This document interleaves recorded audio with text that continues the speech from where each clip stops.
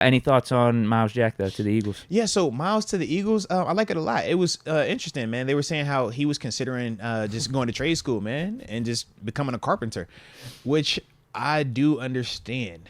And this is what I mean by that. Yes, we make a ton of money. Yes, we live great lives. But at the same time, man, we are young people. You can't just sit around and not do nothing. You will lose your mind. Probably my age. Yes, dude. Yes, you will lose your mind, man. So I could totally understand him saying, you know what, bro? I want to do something completely off the wall. Let me just go be a carpenter, bro. Like, I get it. I promise you I get it, man. So that part had me laughing, but it is dope, man, that Philly brought him in, and yeah, he's already running with the ones because he's a starter in this league. He was a starter in this league last year. He just got hurt. Well, they lost all their guys. Yeah. So it makes sense. Yeah, but that's my thing, man. We know how good Myles could be. You say he just has to stay healthy. That's gonna be the thing from here on out, with him. And that was kind of what plagued him a little bit in Jacksonville, not to the full extent, but just availability. So for him, similar concept, man. But he's gonna be dope playing behind that Philly D line with that secondary and stuff like that. He just has to stay healthy. As long as he stay healthy, man, he gonna run it up. And then it seems like they're trying to go our approach with the inside linebackers. Get a former big name guy or a guy with talent in there. Some young guys like they got Myles Jack, Nakobe Dean, Nicholas Morrow, and Zach Cunningham as like their top four. Yep. So they're just probably gonna be like, two of you step up. Yeah, because Myles is starting in this league, Zach is starting in this league. Myles a little more physical. Zach could probably run a little bit better. But with Nakobe Dean, you have high expectations for. So you're trying to see, okay, which veteran can make it easier on him? Which one of you two guys can stay healthy to run with him? Yeah, you go from there, man. I like that, though. And then good for him. I would be interested to see what he's getting. Money-wise? Yeah. Less than Quan. You think even less? Dude, did you see what we got Quan for? It was like one something, right? Yeah. Yeah, it was like that's crumbs. Insane. Yeah. That's where it could backfire on you, though. Play the game.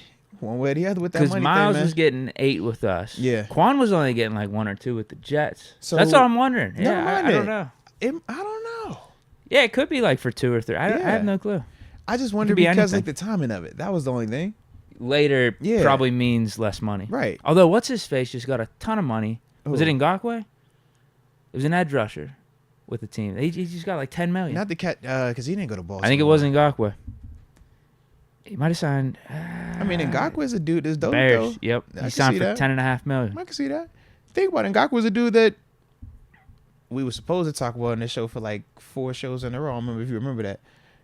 We had it was probably like a couple. It was right after the draft, OTA time frame, right before like Marcus Golden signed here. It was like, yo, what about Yannick? We never talked about him. We never got to it, bro. Every time I would have it as a topic. No, we never got to it. Every time we have it as a topic, bro, we're sitting in the text like, yo, we're going to talk about Yannick. All right, should we pick him up or not? And we never would get to it on the show. Because he's nice, though, bro. Like, he can rush the passer. I don't think he's the best against the run. Yeah, but he can rush the passer. And that was the one thing we were talking about as a third rusher, or if we were just looking specifically for a third guy, him as an option, because it was before we paid Highsmith, too. So, numbers-wise, it still made sense. But then Chase Young, his name started floating around, so then that pushed Yannick to the back because it was like, all right. We would much rather go Chase than Yannick. Less money for Chase. Mm-hmm. And with Yannick, I think just more of a pass rush specialist as opposed to do-it-all guy for us. And the money was the question mark, too, because I think his deal last year was... He got paid to go to Indy. Right? It was like 1 year, like 12 or 13. Yeah. So it's like, how much is he going to come off that number? Like, for us, if it was 5, okay, maybe. Yeah. But obviously, it was still in that double-digit range. Mm-hmm. But yeah, I definitely for like what we were looking for specifically, I thought he could have fit for us. But I could definitely understand him getting 10 to go out there to Chicago. And then they got money. We just saw... They had all that cap space.